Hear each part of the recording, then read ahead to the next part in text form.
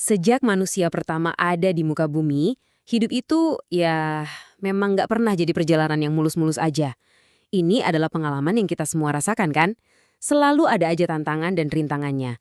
Tapi pernah nggak sih kita berhenti sejenak dan bertanya, sebenarnya semua ini buat apa? Pasti pernah dong. Rasa-rasanya kok hidup ini isinya rintangan melulu. Itu manusiawi banget. Nah, dalam pembahasan kita kali ini, kita akan coba lihat semua rintangan itu dari kacamata yang beda. Sebuah sudut pandang baru tentang kenapa sih semua itu harus ada. Oke, mari kita mulai dari hal yang paling fundamental. Kita akan coba bingkai ulang pemahaman kita soal kata masalah itu sendiri. Ini bukan sekedar soal berpikir positif ya, tapi lebih dalam lagi soal memahami maknanya loh. Biar paham, kita bedah dari asal katanya aja. Dan ini menarik banget loh.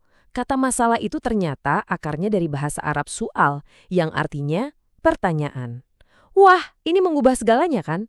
Jadi secara bahasa aja, masalah itu bukan beban negatif, tapi sebuah pertanyaan netral yang nunggu untuk kita jawab. Dari sini, kita bisa tarik kesimpulan penting. Kalau masalah adalah pertanyaan, berarti hidup ini sendiri adalah sebuah rangkaian pertanyaan besar. Dan cara kita menjawabnya itu bukan dengan mengeluh, tapi dengan karakter kita, dengan iman, dengan kesabaran, dan tentu saja dengan aksi nyata kita. Nah, sekarang kita geser nih dari makna bahasa ke tujuan spiritualnya. Kalau masalah itu pertanyaan, lalu siapa yang bertanya dan kenapa? Disinilah kita mulai melihat cobaan sebagai sebuah ujian ilahi yang memang sengaja dirancang. Ayat ini jelas banget ya, ujian itu bukan kejadian acak. Ujian adalah bagian tak terpisahkan dari iman. Ini adalah cara Tuhan untuk memurnikan, untuk membuktikan seberapa berkualitas sih komitmen kita sebagai hamba. Jadi ujian itu bukan hukuman, tapi justru bukti cinta. Konsep ujian ini nyambung banget sama tujuan utama kita diciptakan. Dengan cara pandang ini, setiap tantangan, setiap masalah yang kita hadapi, itu pada dasarnya menjadi ladang ibadah. Ini adalah panggung buat kita untuk menunjukkan ketaatan dan menjadi khalifah yang baik di muka bumi. Nah, ini penting banget untuk dipahami. Ujian-ujian ini tuh nggak dirancang buat menghancurkan kita. Justru sebaliknya, tujuannya adalah untuk membangun kekuatan kita. Persis seperti api yang menempa baja, membuatnya jadi jauh lebih kuat. Rasulullah sendiri bersabda, kalau mukmin yang kuat itu lebih dicintai Allah daripada mukmin yang lemah. Kekuatan di sini tuh bukan cuma soal fisik atau otot ya, tapi kekuatan iman, ketabahan mental, dan keteguhan hati pas lagi diterpa badai kehidupan. Jadi, ujian itu ibaratnya gym untuk jiwa kita. Biar lebih kebayang, yuk kita lihat gimana cara pikir ini diterapkan di dunia nyata oleh para tokoh besar dalam sejarah.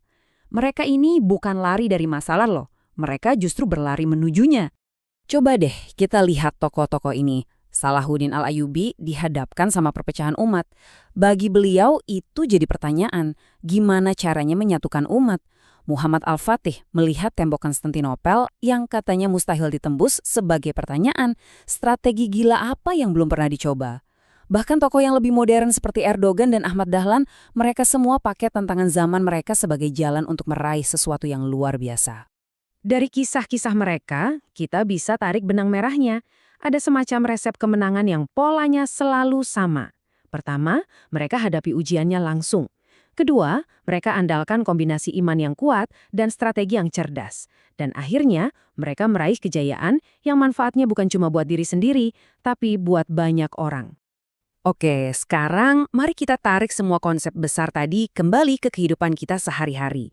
Gimana caranya kita bisa menerapkan perspektif ini waktu menghadapi masalah kita sendiri, baik itu masalah besar maupun yang kelihatannya sepele.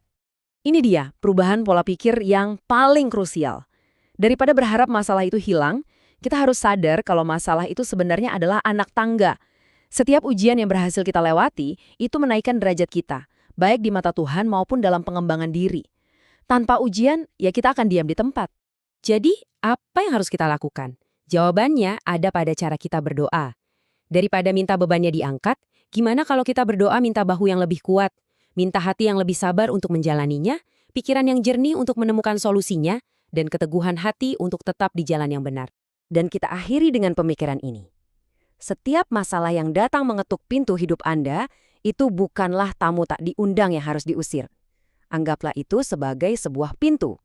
pintu menuju versi diri Anda yang lebih kuat, lebih bijaksana, dan lebih dewasa imannya. Asalkan Anda mau sabar dan berjuang untuk melewatinya.